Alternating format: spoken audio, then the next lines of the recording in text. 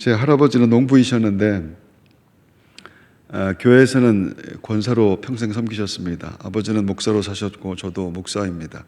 그리고 제 아들도 목사가 되겠다고 공부를 하고 있습니다. 저는 제가 믿는 하나님이 할아버지와 아버지의 하나님이신 것이 참 좋습니다. 그리고 무엇보다 제 아들이 믿는 하나님도 같은 분이라는 것이 얼마나 감사한지 모릅니다. 오래전에 할아버지가 천국에 가셨고 아버지도 할아버지 계신 곳에 가셨는데 하나님이 부르시면 저도 같은 곳에 갈 겁니다. 그분들이 가 계신 천국이 저희 집입니다. 꼭 목사라서 하는 말은 아니지만 예수를 안 믿고 사는 것은 참 막무가내의 삶이라고 하는 생각을 자주 하곤 합니다. 해주고 어두워지면 돌아가야 할 집이 있어야 될 텐데 어디로 가는지도 모르고 사는 것은 너무 대책 없는 일 아닌가 하는 그런 생각 말입니다. 새해 예수 잘 믿으셔서 천국의 소망 그리고 세상을 사는 용기와 힘이 여러분에게 꼭 넘쳐나게 되기를 바랍니다. 또한 여러분들의 모든 가족들이 구원의 반열에 올라서 믿음의 명가를 이루는 복을 꼭 누릴 수 있게 되기를 바랍니다. 성경은 아브라함의 가문을 통해서 구원의 역사를 설명하는데 그래서 모든 기독교인들은 아브라함과 이삭과 야곱의 하나님이 우리 하나님이십니다 라고 하는 고백으로 믿음 생활합니다. 성경이 하나님의 영원한 이름을 아브라함과 이삭과 야곱의 하나님이라고 하기 때문이죠. 출애굽기 3장 15절 하나님이 또 모세에게 이르시되 너는 이스라엘 자손에게 이같이 이르기를 너희 조상의 하나님 여호와 곧 아브라함의 하나님 이삭의 하나님 야곱의 하나님께서 나를 너희에게 보내셨다 하라. 이는 나의 영원한 이름이요 대대로 기억할 나의 칭호니라. 예수님도 그 말씀을 그대로 인용하시면서 이렇게 이야기하십니다. 마태복음 22장 32절 나는 아브라함의 하나님이요 이삭의 하나님이요 야곱의 하나님이로라 하신 것을 읽어보지 못하였느냐? 하나님은 죽은 자의 하나님이 아니요 산 자의 하나님이시니라 하시니라. 꽤 오래전부터 많은 분들에게 사랑을 받고 있는 또 불려지는 야곱의 축복이라고 하는 복음성가가 있는데 이런 가사입니다. 너는 담장 너머로 뻗은 가지의 푸른 열매처럼 하나님의 귀한 축복이 삶에 가득히 넘쳐날 거야. 너는 어떤 시련이 와도 능히 이겨낼 강한 팔이 있다. 어떤 시련이 와도 이겨낼 수 있는 야곱은 축복의 사람입니다 라고 하는 그런 뜻의 노래입니다. 실제로 강단에서 축복에 대한 설교를 할 때 가장 많이 얘기하는 사람이 야곱이고 한국의 교인들이 가장 좋아하는 인물 중에 한 명이 야곱이라고 하는 통계도 있습니다. 그런데 사실 야곱과 아브라함과 이삭과 야곱 중에서 축복을 이야기한다면 야곱보다는 이삭이 더 적당하지 않겠나 싶습니다. 일단 성경은 이삭을 거부라고 했고 그는 그랄 땅에서 거부가 되었다 이렇게 말씀하죠. 창세기 26장 12절 13절 이삭이 그 땅에서 농사하여 그의 100배나 얻었고 여호와께서 복을 주심으로 그 사람이 창대하고 왕성하게 마침내 거부가 되어. 이삭은 거부입니다. 그리고 거부일 뿐만 아니라 좋은 아내도 그에게 있습니다. 이삭의 아버지 아브라함은 자기의 늙은 종에게 이삭의 아내를 구해달라라고 했죠. 명령을 받은 종은 메소포타미아 이 나홀 성에 가서 이삭의 아내가 될 리브가를 만나게 됩니다. 우물가에서 물 좀 달라고 하자 리브가는 즉시 지고 가던 물동이를 내려서 그 종에게 물을 마시게 합니다. 뿐만 아니라 종이 끌고 온 낙타 열필이 마실 물까지 다 자기가 길어서 물을 먹이죠. 착하고 친절한 여인이었습니다. 또한 성경은 그녀가 심히 아리답다라고 이렇게 얘기합니다. 창세기 24장 16절 그 소녀는 심히 아리답고 착하고 예쁘다라고 하는 것 그것은 이삭에게 좋은 아내가 있다라고 하는 그런 뜻입니다. 부자이면서 마음이 예쁘고 성품이 좋은 아내가 있다라고 하는 것은 분명히 크게 복 있는 사람이 맞습니다. 그런데 사람들이 아브라함과 이삭과 야곱 중에 막상 축복을 말할 때는 주로 야곱을 생각한다라고 하는 것이죠.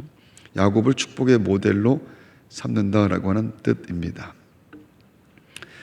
사람들이 그렇게 야곱을 좋아하는 것에는 분명한 이유가 있습니다. 무엇보다 야곱은 포기를 모르는 집념의 사나이입니다. 그는 한 번 정하면 끝까지 갑니다. 기어이 형의 장자권을 빼앗았고 형을 피해서 라반의 집으로 도망갔을 때 라헬이라고 하는 여인을 보고 첫눈에 반해서 7년 동안 머슴살이를 하게 됩니다. 반해서 좋아서 그 여인을 얻기 위해 7년 동안이나 머슴살이 한다고 하는 것은 그렇게 쉬운 일이 아닙니다. 7년 후 삼촌의 속임수로 라헬 대신에 레아를 만났고 다시 라헬을 얻기 위해서 7년의 종살이를 더하게 되죠. 도합 14년 동안 머슴살이에서 원하던 여인을 기어이 얻고 맙니다. 무슨 말이냐면 야곱은 한번 정하면 끝까지 포기하지 않습니다. 그것은 사람들이 야곱을 좋아하는 이유이기도 합니다. 사람들에게 신념과 확신으로 끝까지 노력해서 원하는 것을 얻어낸다라고 하는 것은 너무 매력적이고 따라하고 싶은 것이기 때문입니다. 그토록 집념을 가지고 그렇게 확신을 가지고 산다라고 하는 것이 생각만큼 쉽지가 않죠. 그리고 야곱은 사실은 집요하고 또 끈질기게 기도하는 사람이기도 합니다. 그런 기도는 기도의 대상에 대한 분명한 신앙 고백이 선행되어야 가능한 것인데, 그는 광야에서 돌베개 베고 자다가 사닥다리 올라가는 꿈을 꾸고 제단을 쌓고 야복강에서는 씨름하듯 기도했다고 말합니다. 성경에 그렇게 기도해서 응답받지 못한 사람은 하나도 없습니다. 그렇게 씨름하듯, 정말 씨름하듯 기도해서 응답받지 못한 사람, 그런 사람은 없습니다. 하지만 누구나 또 그렇게 기도하는 것은 아닙니다. 끝까지 포기하지 않으면 하나님께서 결국 이루어 주신다라고 하는 것, 그것이 야곱의 긍정적이고 그리고 적극적인 믿음입니다. 믿는 것도 아니고 안 믿는 것도 아니고, 기도하다가 자주 실망하고 포기하는 사람들 많은데 야곱의 기도하는 자세는 다릅니다. 분명하고 확실하고 끈질기고 그리고 틀림없습니다. 하지만 그럼에도 야곱을 축복의 사람이라고 하기가 불편한 것은 그의 인생에 윤리와 도덕과 또 의리 이와 같은 것들이 없기 때문입니다. 그는 오직 수단과 방법을 가리지 않고 성공하면 된다라고 하는 것, 하여튼 좌우지간 성공하면 된다라고 하는 것, 그것뿐입니다. 이를테면 남이 어찌 되든 나만 잘 되면 그만이다라고 하는 야곱의 삶의 방식이라고 하는 것 말입니다. 그런 것은 예수님이 말씀하시는 복은 아닙니다. 타인들이 고통을 당할 때 나의 안전과 성공만을 감사하고 자랑하는 것을 주님이 주신 복이라고 할 수는 없다라고 하는 것이죠. 하지만 그럼에도 야곱을 좋아하는 것은, 사람들이 야곱을 좋아하는 것은 사람들이 야곱을 닮았기 때문입니다. 누구나 다 이기적이다라고 하는 것 말입니다. 그래서 야곱을 사기꾼이라고 비난하면서도 야곱에게 관심이 많은 것이죠. 그러니까 욕심을 이루기 위해서 수단과 방법을 가리지 말아야 된다라고 하는 것은 야곱을 좋아하는 사람들의 생각과 무관하지 않다라는 것입니다. 야곱은 팔죽 한 그릇에 형으로부터 장자권을 빼앗은 동생이었습니다. 또한 아버지를 속여서 축복을 기어이 받아냈으며 외삼촌 라반의 양들을 점점 자신의 소유로 만들어갑니다. 그런 야곱의 방법이 사람들의 신앙의식에 별 거부감 없이 인정되고 있다라고 하는 것 말입니다. 그것은 그렇게 해서라도 보다 나은 삶을 이루고 싶어하는 많은 사람들의 마음과 같은 것입니다. 나는 무조건 잘 돼야 됩니다. 나와 내 가족만큼은, 적어도 나와 내 가족만큼은 안전하고 잘 살아야 됩니다. 다른 사람들이 다 바이러스에 걸려도 나와 내 가족만큼은 안전해야 됩니다. 그런 생각이 누구에게나 다 있다라고 하는 겁니다. 하지만 그렇게 산 야곱이 진짜 성공한 사람인가 하는 것은 좀 생각해 봐야 됩니다. 사실 야곱이, 성경이 야곱을 성공한 사람으로 취급하는 가장 중요한 이유는 무엇보다 야곱 강가에서 하나님을 만난 것 때문입니다. 그곳에 천사와 싸워 이긴 야곱의 이름은 이스라엘로 바뀌게 되는데, 발꿈치를 잡았다라고 하는 뜻인 야곱이 하나님과 겨루어 이겼다라고 하는 뜻의 이스라엘이 되게 됩니다. 그것은 자기 힘으로 사는 자에게서 이제는 하나님의 도우심으로 사는 인생으로 변했다라고 하는 것을 의미합니다. 평생 자기 힘으로 살아보려고 애썼던 야곱의 야복강에서 비로소 하나님의 은혜라고 하는 것을 만나게 됐다라는 것이죠. 그래서 성경은 그를 축복의 사람이라 이렇게 말하는 겁니다. 하지만 야복강에서의 변화는 너무 근사해 보이긴 하지만 야곱의 인생은 사실 부끄럽고 추하다고 하는 것이 맞습니다. 그는 원래 태어날 때부터 성품이 좋지 않았습니다. 야곱이라는 이름은 태어날 때 쌍둥이 형의 발꿈치를 잡은 데서 붙여진 이름이 야곱이라고 하는 이름입니다. 그것은 태생적으로 자기가 높아지기 위해서 타인을 끌어내리고 자기가 높아지려고 하는 성품을 그가 타고났다라고 하는 뜻일 겁니다. 또한 아버지를 속이고 가출했고 형과 원수가 되어서 20년이 넘도록 고향으로 돌아오지도 못합니다. 외삼촌의 손해와 슬픔을 통해서 자신의 재산을 불려나가는 도덕적이지 못한 그런 인격입니다.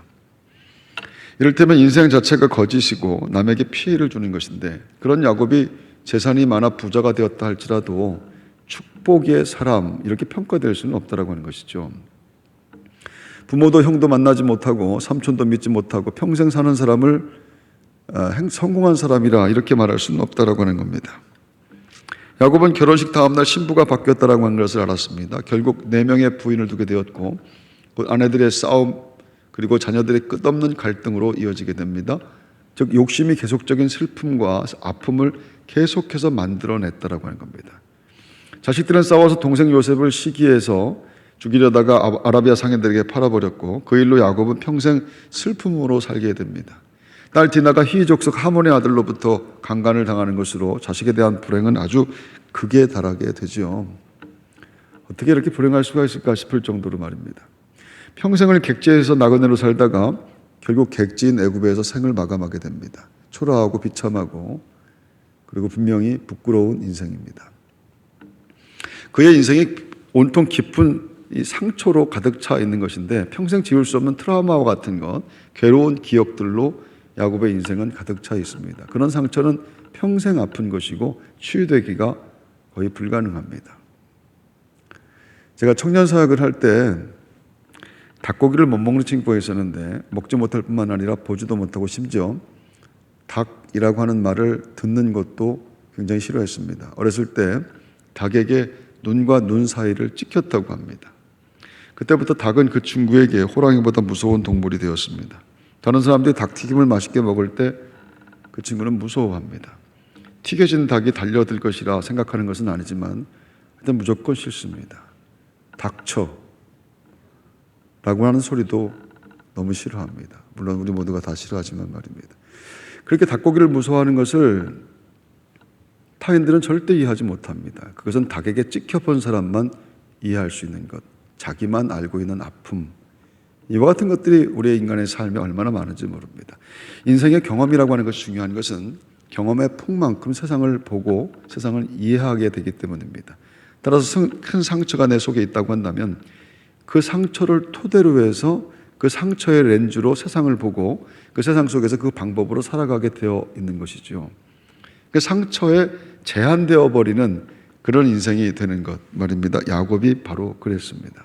그래서 야곱의 삶에는 계속해서 그 상처가 만들어내는 또 다른 상처가 계속해서 있다라고 하는 것. 하지만 야곱이 자신의 불행을 원망하거나 불평할 수 없는 것은 전부 자기 성품과 욕심에서 비롯된 것들이기 때문입니다. 시기와 질투의 성품, 남의 것을 뺏어서라도 성공하고자 하는 욕심, 이와 같은 것이 그의 인생을 그대로 만들어 버렸습니다. 재산의 문제, 부모와의 문제, 형제와의 갈등, 아내와의 문제, 자녀 문제, 사회생활의 문제, 이런 것들 중에 한 가지만 있어도 인생은 참 불행합니다. 여러분, 재산의 문제가 있는 사람이 어떻게 행복할 수가 있겠으며, 부모와의 문제, 아내와 어떤 갈등이 있는 사람이 어떻게 마음이 평안하며 행복하다 이렇게 말할 수가 있겠는가. 근데 야곱은 그 모든 문제를 다 갖고 있습니다.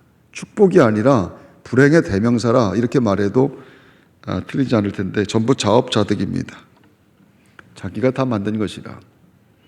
근데 야곱의 불행을 만들어낸 성품과 욕심이 낯설지 않은 것은, 야곱의 성품과 욕심이 낯설지 않은 것은 그것이 선악과 먹고 죄에 빠진 모든 사람들에게 그대로 투영되고 있기 때문입니다. 무슨 말입니까, 여러분? 성경은요, 야곱을 통해서 나를 보라고 말씀하고 있는 겁니다. 우리가 사는 모습이 야곱의 인생에 다 들어있다라고 하는 건 말입니다. 그래서 여러분 이 말씀을 잘 들으셔야 됩니다. 내 속에 야곱이 있다라고 하는 건 말입니다. 성경은 분명히 야곱을 축복의 조상이라고 하죠. 아브라함과 이삭과 야곱의 하나님, 이스라엘의 하나님, 야곱은 이스라엘의 대표입니다. 하나님 그토록 문제가 많고 힘든 삶을 살아온 야곱을 택해서 이스라엘로 만들어 주셨습니다. 왜? 어째서 그런 것입니까? 그리고 사실 야곱만 그런 것은 아닙니다. 성경은 야곱의 조부인 이 아브라함을 믿음의 조상이라고 했죠. 로마서 4장 18절에 아브라함이 바랄 수 없는 중에 바라고 믿었으니 이는 내 후손이 이가 되리라 하신 말씀대로 많은 민족의 조상이 되게 하려 하심이라. 하지만 아브라함도 믿음의 조상이 될 만한 인물은 또 아닙니다. 그는 갈대아 우르에서 우상 팔아서 먹고 살았던 사람인데 어느 날 하나님이 나타나셔서 우상의 도시에서 이끌어내신 겁니다. 그가 특별했기 때문에, 그가 믿음이 좋았기 때문에 그랬다라고 하는 말씀은 성경에 없습니다. 그러니까 갈대아 우르 지역에서 제일 착했기 때문에 건져낸 것이 아닙니다. 혹은 사람들이 존경을 받을 만한 인격을 아브라함이 가졌거나 좋은 성품이 있었기 때문도 아닙니다. 별 이유 없이 어느 날 그냥 택해서 본토 친척 아비 집을 떠나라 라고 말씀하시며 우상의 도시에서 그냥 빼내 주셨습니다. 그리고 비록 그가 하나님의 말씀에 순종해서 여행을 시작하기는 했지만 여행 중에 그가 믿음의 조상이라고 할 만한 그런 행위가 그에게 별로 나오지 않습니다. 자기가 죽을까봐 2번이나 자기 아내를 누나라고 속였던 사람이고요. 그리고 자기 나이 130이 넘어서도 첩을 두고 살았던 사람이 아브라함입니다. 그가 살면서 보여준 것들을 그걸 어떻게 믿음의 행위라 이렇게 말할 수가 있겠는가 하는 일들, 그게 너무 많다라는 것이죠. 성경도 그것을 아주 정확하게 얘기합니다. 로마서 4장 2절에 만일 아브라함이 행위로서 의롭다 하심을 받았으면 자랑할 것이 있으려니와 하나님 앞에서는 없느니라. 아브라함이나 이삭이나 야곱이 다를 바가 없습니다. 아브라함과 이삭과 야곱, 그들 모두에게 믿음의 조상이 될 자격과 조건을 찾을 수가 없는 겁니다. 로마서 3장 10절 12절 의인은 없나니 하나도 없으며 깨닫는 자도 없고 하나님을 찾는 자도 없고 다 치우쳐 함께 무익하게 되고 선을 행하는 자는 없나니 하나도 없도다. 그 말씀 그대로입니다. 성경은요, 세상에 행위로 의인될 자, 자기의 행위로 말미암아 구원받을 자가 없다라고 하는 것을 말하고 있는 겁니다. 하나님 앞에서 구원받을 사람, 복을 받을 준비된 사람, 자격이 되거나 조건을 갖춘 사람은 없습니다. 모두가 다 죄인일 뿐입니다.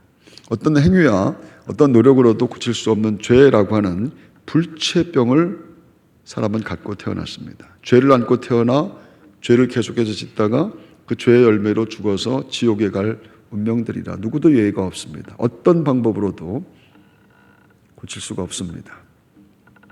근데 성경이 그 얘기를 하고 있는 것이죠. 하나님이 손대시면 된다라고 하는 겁니다.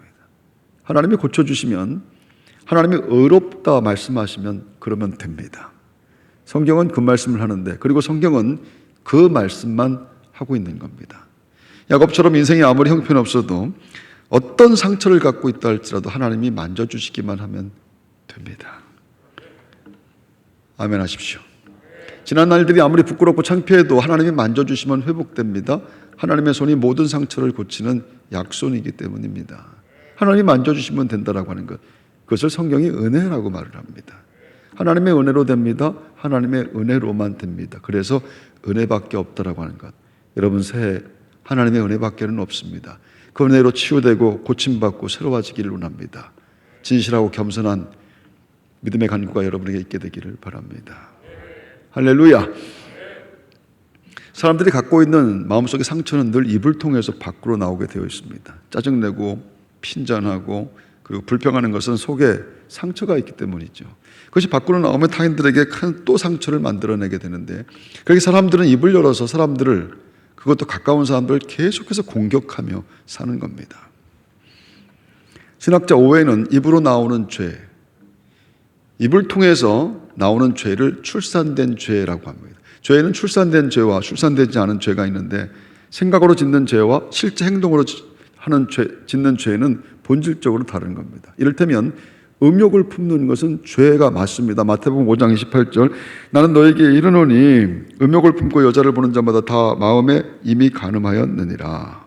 마음에 있는 것도 죄, 생각을 하고 있는 것도 죄라고 하는 말씀입니다. 하나님이 마음도 보시기 때문에 그런 것이죠. 하지만 그것이 밖으로 나오는 것, 행동으로 생각하는 것, 마음에 있는 것이 행동으로 실제로 옮겨지는 것은 이건 또 완전히 다른 차원의 죄가 된다라고 하는 것을 말씀합니다. 마음에 잠시 머물러 있다 할지라도 그러다가 그냥 없어지도록 해야 되는데 출산되면 안 되는 건 말입니다. 생각하고 있어도 말하지 말아야 되는 것인데 말하는 것을 통해서 그 말이 칼이 되어서 사람들을 공격한다라고 하는 겁니다. 예수님은 마태복음 15장 11절 입으로 들어가는 것이 사람을 더럽게 하는 것이 아니라 입에서 나오는 그것이 사람을 더럽게 하는 것이니라 이렇게 말씀하셨죠. 그것은 입으로 죄를 쏟아내면 안 된다라고 하는 말씀입니다. 누구나 죄를 지을 수밖에 없는 것인데 입으로 쏟아내지 말라라고 하는 말씀. 인간이 오감을 통해서 느끼고 체험하는 것을 통해 마음의 죄가 만들어지게 됩니다. 눈으로 보고 귀로 듣고 피부로 느끼는 세상 모든 것들이 죄를 만드는 재료라고 하는 것이에요. 여러분의 눈으로 보는 것, 귀로 듣는 것, 그리고 느껴지게 되는 것, 이런 모든 것들을 통해서 여러분 속에 막 선이 들어가고 착한 마음이 들어가고 하는 일들이 도대체 얼마나 있습니까? 텔레비전을 보면 그렇습니까? 인터넷을 보면 그렇습니까? 자꾸 마음이 상하는 일들을 눈을 통해서 들어가고 귀를 통해서 들어가고 느낌을 통해서 자꾸 들어가게 됩니다. 그 눈에 보이는 모든 것들이 죄를 만드는 재료와 같다라고 하는 생각인데, 하지만 그렇게 마음속에 보고 듣고 느끼고 하는 것들을 통해서 쓰레기 같은 것들이 만들어졌다 할지라도 굳이 입으로 그것을 나올 필요는 없다라고 하는 것이죠. 굳이 텔레비전을 보면 욕을 할 필요는 없다라고 하는 것, 굳이 인터넷을 보면서 유튜브를 보면서 불평을 하거나 원망을 하거나 저주를 하거나 안 해도 되는 거예요. 굳이 조금 마음에 안 드는 일이 있다 할지라도 가족에게 핀잔하고 짜증내고 하는 것을 통해서 상처를 만들어낼 필요가 없다라고 하는 겁니다. 여러분, 이 말씀 잘 들으셔야 됩니다. 한 해 동안 잘 기억하셔야 됩니다. 말 안 하면 사라지고 잊혀지는데 말로 뱉으면 출산된 죄가 되어 타인들을 공격하고, 그래서 가까운 사람들의 상처를 주고 잘못하면 가까운 사람들을 죽일 수도 있는 겁니다. 말이 칼이기 때문입니다. 말 조심해야 되는 것. 하나님께서 우리의 말을 바꾸셔서 이 팬데믹을 통해서 우리의 말을 바꾸신 은혜를 베푸셔서 금사과를 만들어주신 은혜 있게 될 줄로 믿습니다. 야곱은 야복강가에서 하나님을 만납니다. 하나님이 그에게 임했고, 그리고 삶의 그의 모든 문제들이 해결됩니다. 인생의 상처들, 아프고 슬프고 속상하고 분했던 것들이 치유됩니다. 하나님께서 약손으로 야곱의 상처를 싸매시고 그리고 고쳐주셨기 때문입니다. 이사야 30장 26절, 여호와께서 그 백성의 상처를 싸매시며 그들의 맞은 자리를 고치시는 날에는 달빛은 햇빛 같겠고 햇빛은 7배가 되어 7날의 빛과 같으니라. 야곱이 노력해서 회복된 것 아닙니다. 하나님께서 회복시켜 주셨습니다. 하나님의 손이 싸매시고 하나님의 손이 고쳐주시기 때문입니다. 그래서 하나님을 만나면 됩니다. 내가 어떤 경험을 하고 지금까지 살았다 할지라도, 어떤 기억의 지배를 지금까지 받고 있어서 고통스럽다 할지라도 나를 위해 죽으신 십자가의 예수 그리스도를 만나면 됩니다. 그분의 손을 잡으면 됩니다. 다른 방법은 없습니다. 그분이 고쳐주셔야 됩니다. 내 속에 쓴 뿌리가, 그 어떤 쓴 뿌리가 있다 할지라도 그분은 고쳐주실 줄로 믿습니다. 그게 우리가 믿고 고백하는 믿음이고, 우리가 그 고백으로 치유되고 회복되어 오늘 하나님 앞에 의롭다 함을 얻는 성도로서 예배하고 있는 줄로 믿습니다. 할렐루야. 집에 불이 나서 외양간에 소를 꺼내려고 하면 소는 나오지 않는다고 합니다. 소는 불빛이 무서워서 움직이지도 않는다고 하죠. 그때 불이 난 집에 외양간에 소를 나오게 하는 방법이 하나가 있는데, 그거는 소의 여물통을 엎어버리면 된다고 합니다. 소의 여물통을 엎어버리면, 여물통이 엎어지면 소는 자기가 있을 곳이 못 된다라고 하는 것을 알아차리고 제 발로 걸어 나온다고 하죠. 밥통이 엎어지면 손 털고 나온다고 하는 겁니다. 야곱이 자기 마음대로 살았습니다. 수단과 방법을 가리지 않았고요. 정말 힘쓰고 애쓰고 집념을 갖고 노력해서 부자가 되었습니다. 심지어 야복강에서 천사와 씨름에서도 이기는 사람이 야곱입니다. 열정과 집념과 성실로 승리한 사람인데, 근데 그가 진짜 복을 받은 것은요, 성경이 말하는 그가 진짜 복을 받는 것은 그 환도뼈가 부러졌을 때라고 말을 합니다. 마음대로 뛰어다니지 못하게 되었을 때, 이제 평생 절면서 다니게 되었는데, 그때 비로소 하나님의 은혜로 사는 자 이스라엘이 되었다. 그렇게 말씀하는 거예요. 우리가 제일 소중히 여기던 것들이 많이 흔들리고 그리고 많이 무너졌습니다. 그래서 모두가 불안하고 두렵고 힘들고 그리고 아픕니다. 여호와께서 그 백성의 상처를 싸매시며 그들의 맞은 자리를 고치시는 날에는 달빛은 햇빛 같겠고 햇빛은 7배가 되어 7날의 빛과 같으리라. 하나님께서 싸매시고 하나님께서 고쳐주실 줄로 믿습니다. 우리 하나님께 치유와 회복이 있는 것을 믿고, 여러분 어떤 형편에서든 이 한 해도 하나님 앞에 예배하며 말씀을 들으며 사는 것이 이 성도들의 삶이 되어야 된다고 하는 것. 그래서 하나님 앞에 나가야 되는 것 말입니다. 겸손한 마음으로 하나님의 은혜를 구하며 성전에 가야 됩니다. 고치고 치유하시며 새롭게 만들어주신 은혜, 하나님의 영이 만져주셔서 회복시키시는 은혜, 그 은혜를 신뢰하며 용기 있게 새해를 시작하는 분들, 우리 곧제 모든 성도들 되시기를 주의 이름으로 축원합니다.